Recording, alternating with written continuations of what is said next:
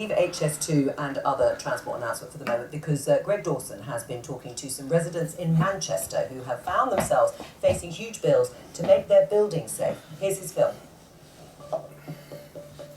How are you trying to stay positive to sort of get yourself through this?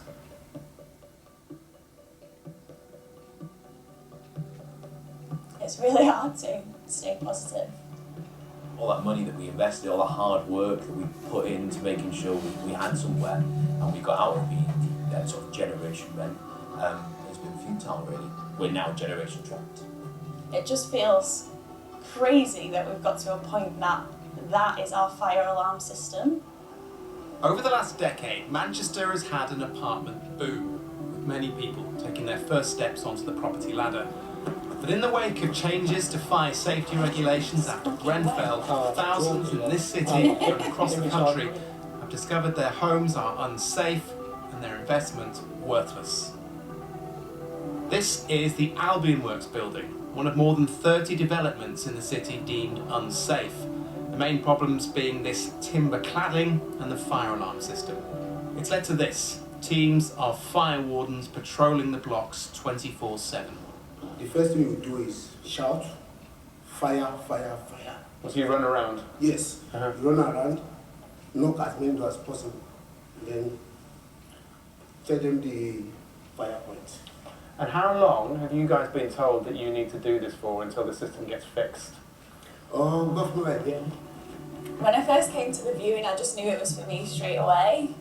Leanne bought her flat at Albion Works in 2017. I cannot believe we are at a point where there are men walking around the building that are going to alert us of a fire. It feels terrifying when I lie in bed at night and I can hear their footsteps walking past my door. It's just a horrible feeling to have that. To make matters worse, the cost of the patrol is being paid for by the flat owners, as well as the replacement to the cladding, which is expected to cost each leaseholder tens of thousands of pounds. Campaigners say residents here are the victims of a cladding lottery.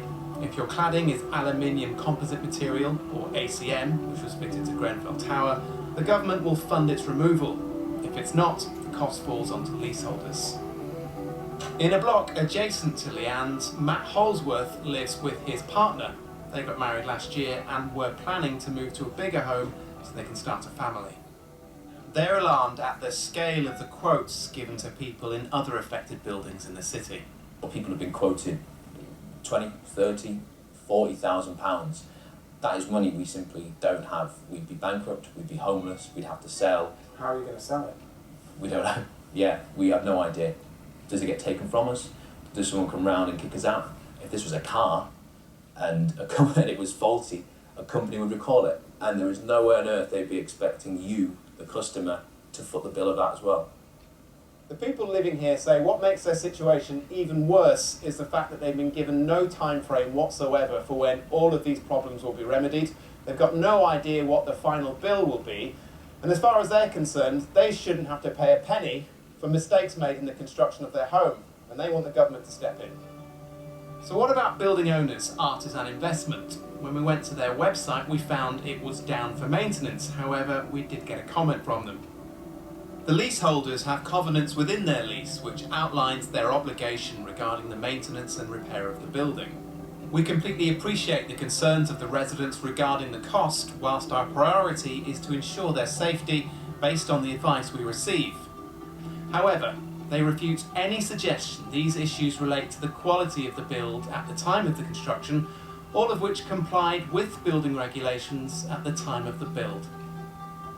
The government says the fund to remove the cladding used for Grenfell Tower is exceptional because of the unparalleled risk of ACM cladding.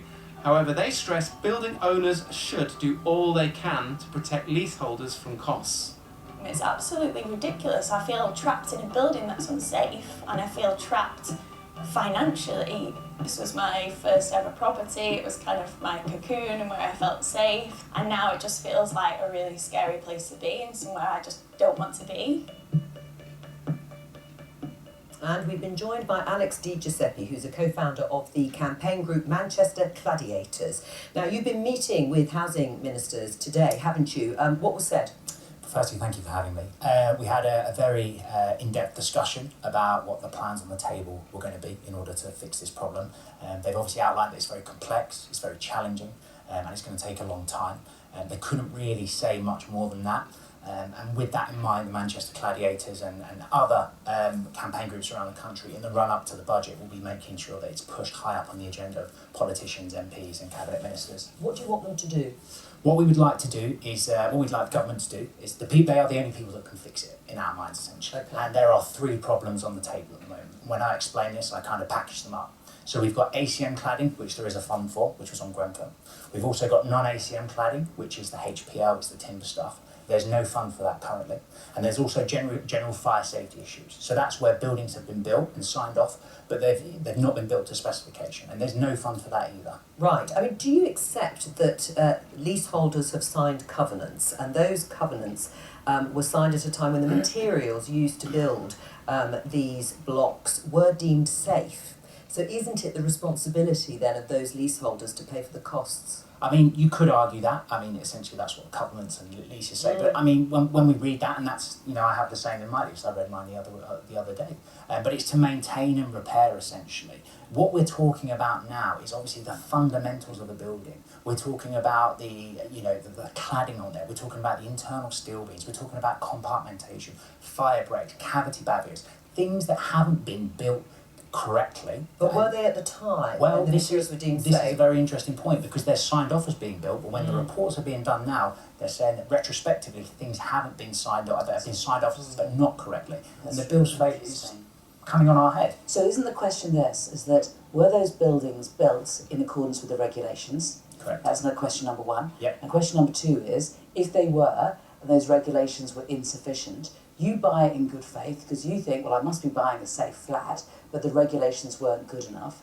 And either way, it's either the builder's fault or the government's fault for not regulating, but the last person's fault it is yours. Exactly. Would you then say that the government, and if it was a Labour government, would foot the bill for this? Well, I think that the lesson from Grenfell is that people shouldn't be living in buildings that could catch fire. Right. And it isn't just a partial lesson, ACM cladding, because that was the specific cladding from But Grenfell.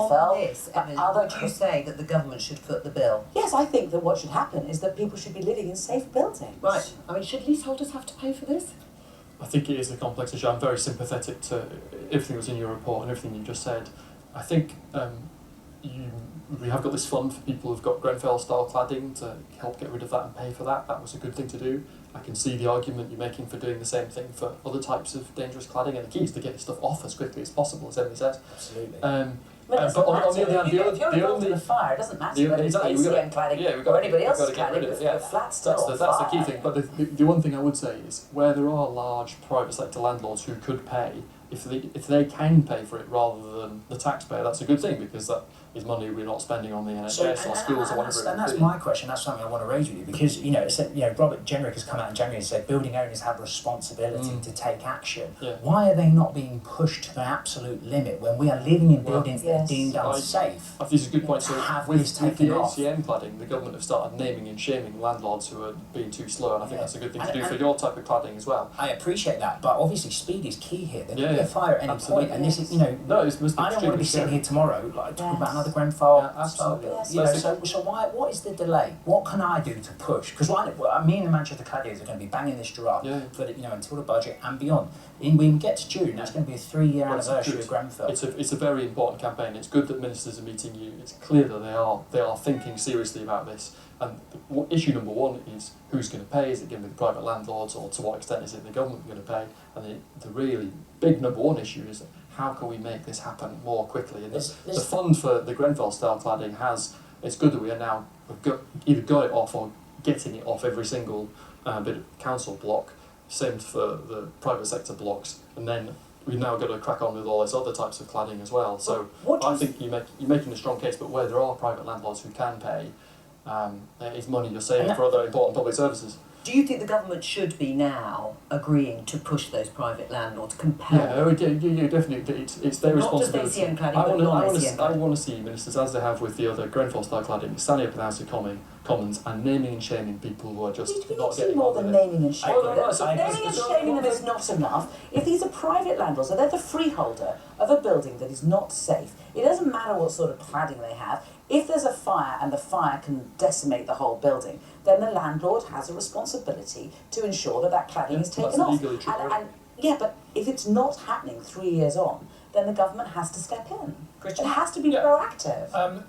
It seems absolutely outrageous, and reading around some of your fellow campaigners, hear about people who bought their first property and have tried to remortgage and been told that actually because of the cladding their property value is zero. On the point about who owns the property, I mean many, I don't know about all of the examples, but many of these kind of developments will be owned ultimately by quite large-scale institutional investors, many by foreign, particularly Asian investors. Now, on the one hand, that does make it complicated to trace back and go through and find exactly who has to do what. On the other hand, it stands out that these are institutions very often absolutely could pay for this. They have a responsibility. It comes with the ownership, it comes with the revenue they're generating from the asset, and this is an investable asset class. So there absolutely is a responsibility of people who own these the buildings. But the Manchester Gladiators can't take on these huge, great international investors on their own. They need government support. And on that, obviously, we're pushing government, and rightly we should be to come up with something that is going to solve this systemic failure that is now sort of uncovered. When are you going to meet them again? Have they given you a sort of time frame? We did ask for that, and I did push for it in the meeting, but it's not something that we had set in stone, but it's something that we will be following up with. I mean, Kate, can you imagine what it must be like living in a building where the risk, there could be a risk of fire, and of course financially it must be very scary not to know what's going to happen in the future, but day to day sleeping in these buildings. Yeah, sleeping in the building and knowing also that you can't move because you can't sell it, and it's extremely difficult to move. My friends had a 6-month wrangle with mortgage and the building owners, and it was timber cladding, so it's not covered by the fund? No, so they were able to eventually move, but they had a 6-month period of huge amount of stress. And it's just when everyone, I mean, particularly in London and particularly in Manchester as well, it's expensive. Those flats looked very nice. They do tend to be on some pretty expensive flats. So my natural feeling is that the people who built them, the companies behind these luxury flat developments. The majority of people are first-time buyers in flats because you can't afford a house. You buy something that is cheaper, that is affordable. You put everything into it. You scrape, you save, you borrow from your parents. And then to be told you have to foot a bill that is the same price as your deposit. Yeah. Where do we get the money from to do this? There's also a more general point here about leasehold. I've got constituents who are being ripped off as part of leaseholding by complicated contracts. On page 97 of it, it says something. And this goes back to the freeholder point. They're very happy to collect ground rent from us. They're very happy to collect subletting fees from us. But there's a denial of responsibility that the buildings need remediating. And you're absolutely right, I think, in my view. This is not maintenance and repair. So they can't say to a leaseholder, this is maintenance and repair when there's something fundamentally wrong with the building. My building would have to be ripped down. From the reports I've seen and read, it's an 8.2 to 10 million bill to have it remediated. You'd be better off ripping it down and starting again. Alex, on that, thank you very much for coming in. We're going to return to the Commons. I know we haven't actually been there, but we saw a picture of it, where Boris